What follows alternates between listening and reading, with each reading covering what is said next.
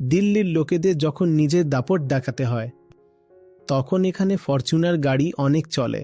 আপনি বোম্বেতে চলে যান, সেখানে আবার জার্মান মেকার্স মার্সিডিজ, BMW এসব বেশি চলে। আর সেই বোম্বেতেই বিশ্বের সবচেয়ে বড় বস্তিও আছে। বাইরের 50টা টপ ব্র্যান্ড, বড় বড় মল চলছে, জিনিসপত্র বিক্রি হচ্ছে। 2.5 লাখ টাকার একটা শার্ট, 5 লাখ টাকার একটা ড্রেস, 15 লাখ টাকার একটা ব্যাগ, এসবই বিক্রি হচ্ছে।